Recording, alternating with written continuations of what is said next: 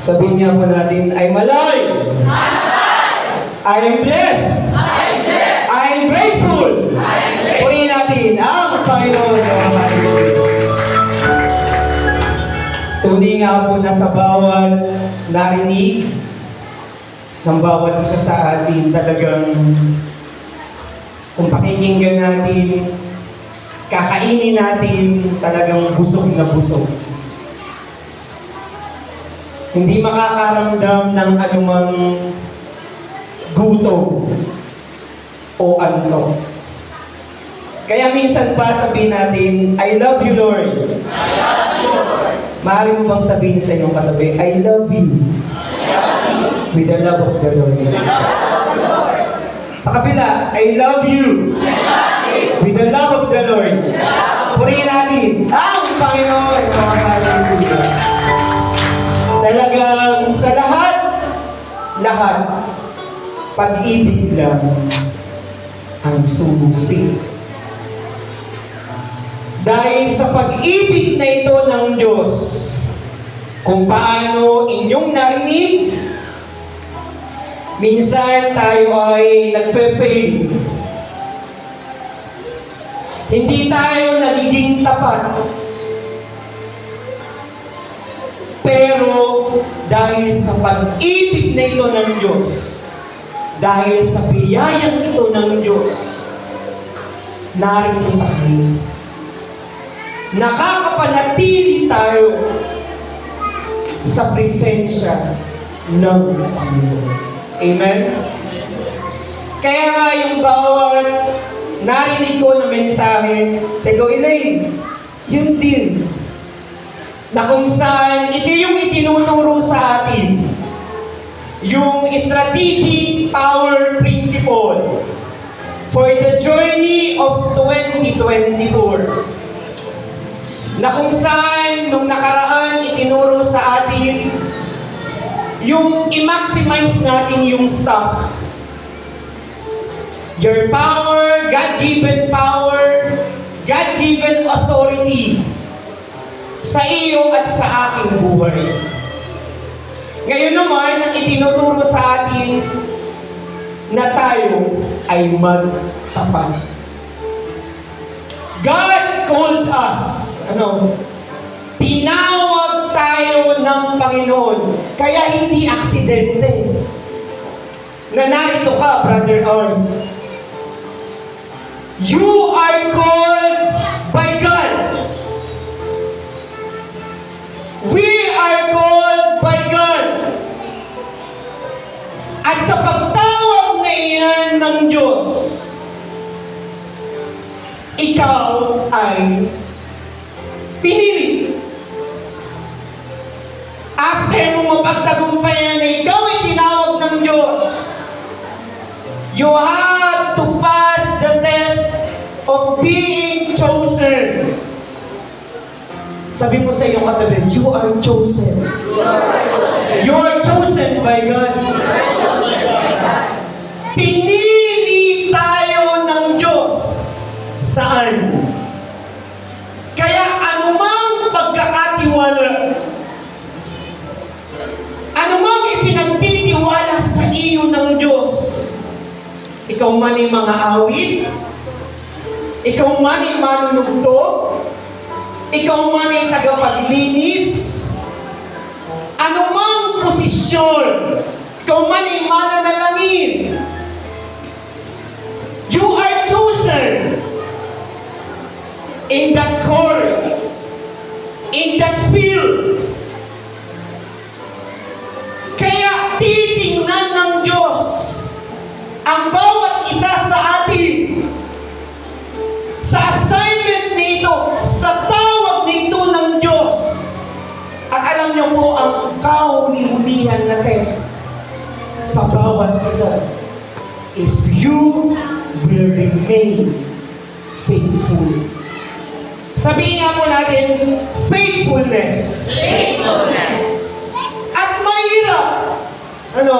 Sabi nga ng Brother Pete, lahat tayo nagkasala. Lahat tayo may kailangan. Kahit kaming mga tumatayo. may punto sa aming buhay na nagpe-fail kami. But God's grace is sufficient. Pero hindi yun magiging passport natin. Magiging lisensya natin to continue in what we are doing na hindi nakapagbibigay lugod sa Panginoon. That is not your license na gawin mo ang mga mali bagay na hindi nakapagbibigay lugod sa Panginoon. Kaya napakasarap na kung saan ganito tayong ngayon tinuturuan ng Diyos. Na tayo magtapat hindi lang sa ating tinatangkilik. Akala natin, di ba, lagi na lang sa tithes and offering. Even in your time, are you faithful sa Panginoon? Boast your busyness. Nagiging tapat ka ba sa Panginoon? Na ikaw ay pagod na pagod dahil alam mo na oras ng gawain. Nagiging tapat ba tayo sa Panginoon? Na isang tabi ang bagay na yan. Dahil ang faithfulness, hindi ito nakukuha bigla-bigla. Sabi nga, dadaan ito sa test. And it's a gift. Ito'y isang kaloob buhat sa ating Panginoon. Kaya yung pag sinabing faithfulness, it means it's steadfast loyalty that isn't easily swayed. Hindi ka madaling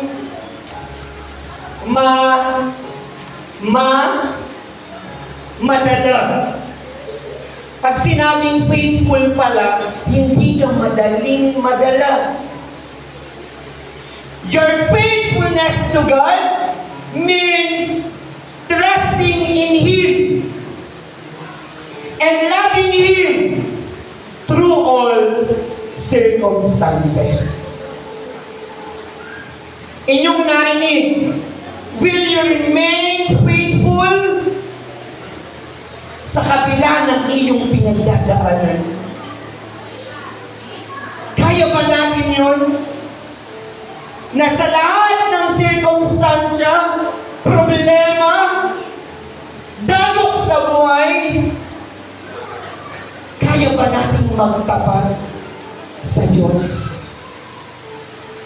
Kailangan natin hingin. Sabi nga, we need to desire it. We need to pursue it. Malibang naisin mo ang bagay na ito, ibibigay ito ng Panginoon sa iyo at sa aking buhay. Kaya nga minsan sa ating buhay, we want God to be dependable. We want God to be reliable. Amen? But what about you? About us?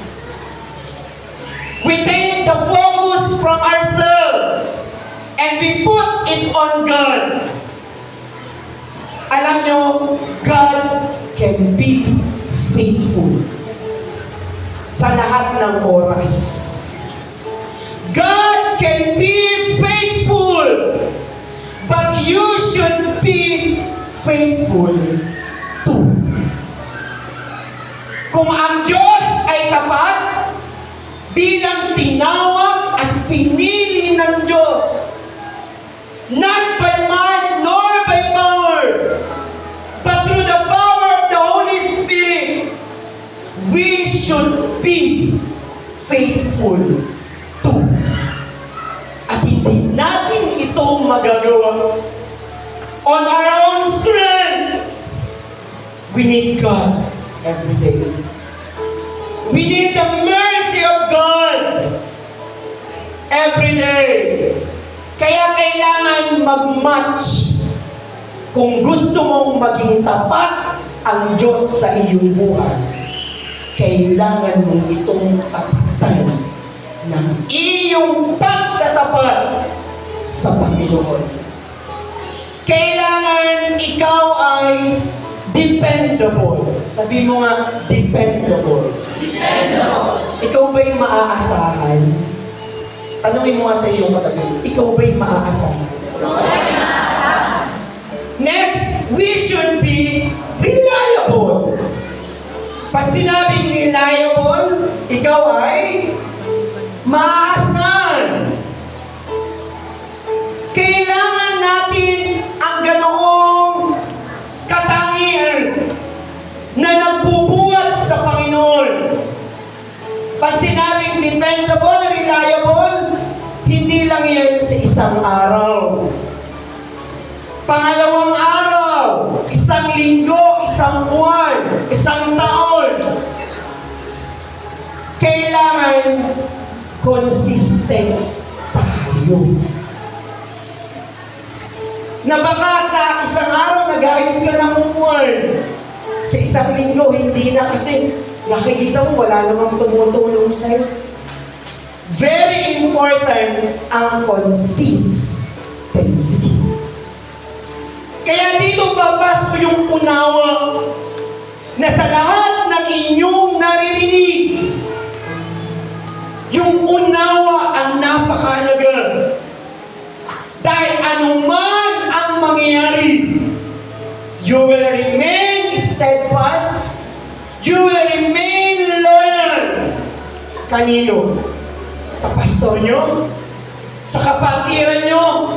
No! But to Him, Jesus alone. Purihin natin ang Panginoon. Oh, hallelujah! Oh, hallelujah! Kaya napakasarap, mga kapatid, na kung saan na marinig ng bawat isa sa atin. Sa unang hari 8:56, not one word has failed of all the good promised He gave. Tandaan niyo yan.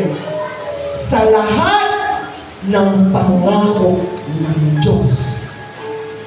Kaya sa inyong pakikipagganapan sa Panginoon, sa inyong oras sa Panginoon, sa inyong pananalangin sa Panginoon, may mga pangako ang Diyos na ibinibigay sa bawat isa sa atin. At sa lahat ng pangako na inyong mababasa, na inyong tatanggapin sa Panginoon, not one word has failed of all the good promise He gave sa bawat isa sa atin. Purihin natin ang Panginoon. Kaya sa lahat ng mga katiwala, sino ba katiwala ng Diyos? Tayo. Unang Korinto 4:2, sa mga katiwala na ang bawat isa ay maging tapat. Maging tapat tayo. Though may struggle, we need to remain faithful sa ating Panginoon. Bakit? If you are faithful, ito pala yung power kapag tayo'y tapat sa Diyos. God will fight for you. God will fight for you. He will defend you. Meron tayong mga battles. Amen? Natural man, spiritual man. If you are faithful,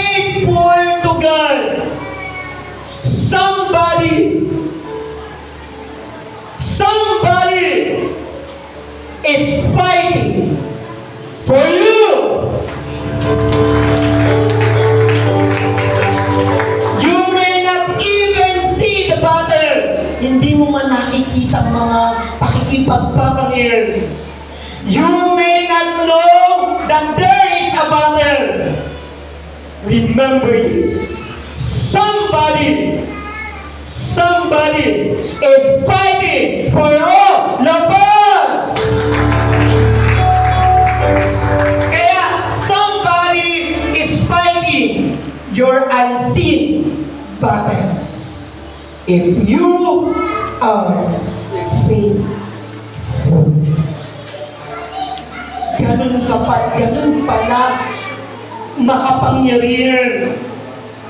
Yung kapag tayo ay naturuan na magtapat, hanggang ngayon, tinuturuan tayong magtapat ng Diyos. Amen? Kaya church, let us walk consistently with God. In humble service to Him. Kaya, kayo, tayo, na tinawag, pinili ng Panginoon. Kaya nang sabi sa Abakong 2:4, the just will live by faith. The just will live by faith. Kaya, pahalagahan natin, lagi nating naririnig, love your pastor. Minsan, pag ayaw natin, nagla-blaspheme tayo.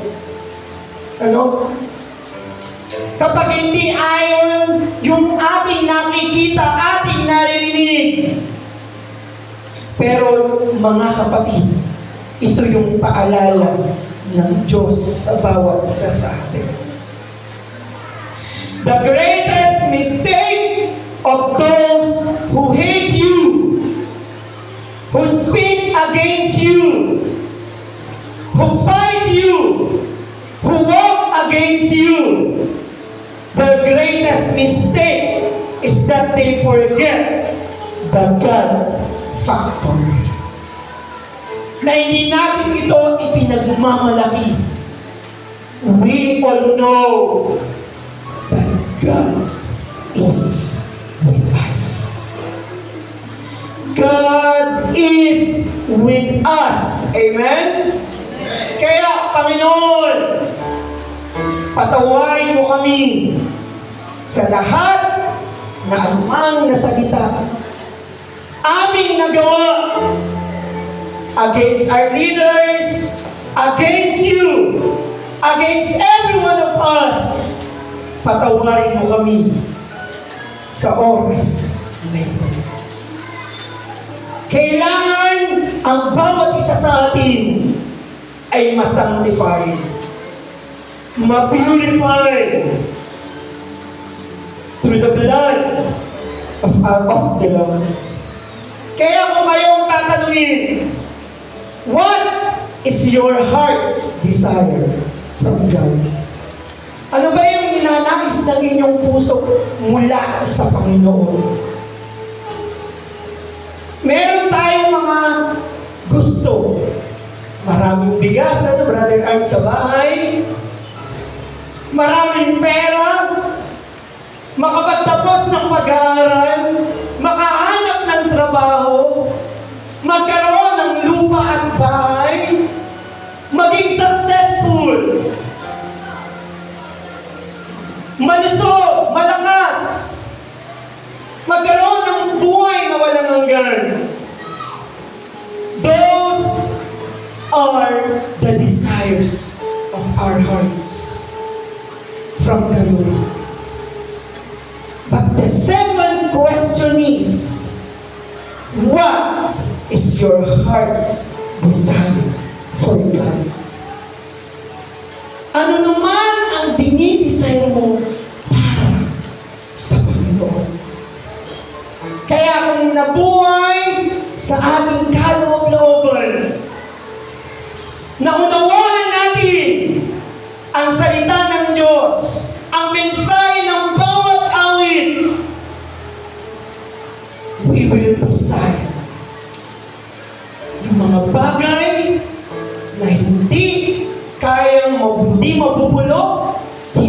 pagnanakaw ng kaaway, o anumang bagay na kayang ibigay ng mundong ito sa bawat isa sa atin. What is your heart's desire for God? Kaya kung titingnan natin yung awit na faith pakibiglas mo, yung I worship you, and there is none like you. Yung my verse. Ito yung naisi natin sa ating kaloob-looban. May pangangailangan tayo physically, financially, pero spiritually, may pangangailangan ang bawat isa sa atin. At kailangan masatisfy ang spirit ng bawat isa sa atin. Kaya anong sabi diyan? I come into your court of praise.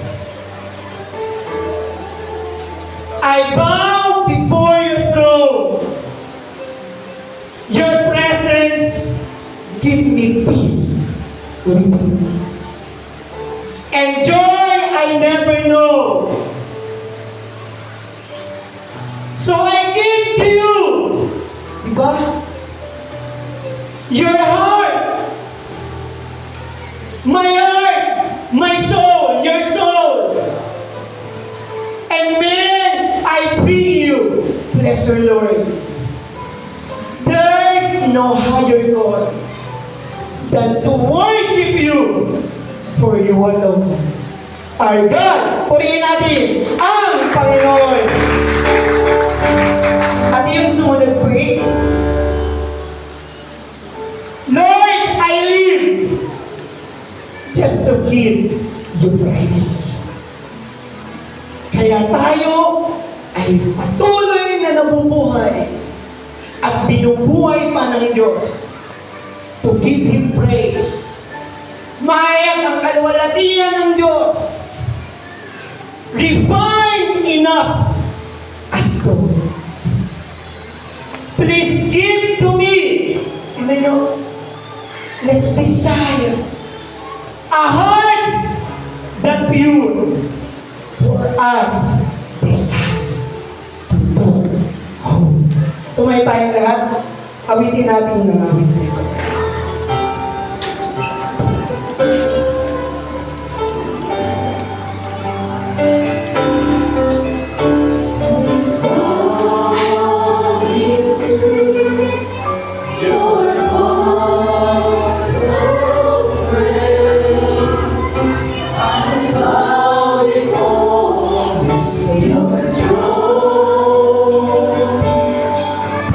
Your presence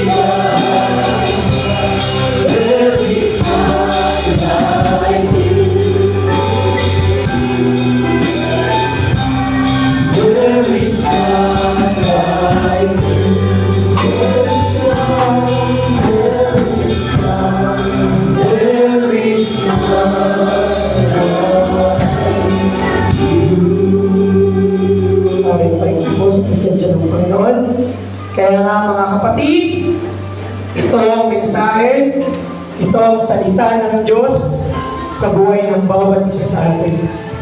Nahingin natin ang biyaya ng Diyos sa bawat araw ng ating buhay na ating mapagtagumpayan ang huling test ng Panginoon sa bawat isa. Kaya tayo ay patuloy na magtatapat at magtatapat not by might nor by power but by His Holy Spirit. Amen? Kaya hanggang sa muling pagbabalik ng Panginoon, tayo ay magtatapat at magpapatuloy sa pangalan ng ating Panginoon Jesus. To God be all the glory.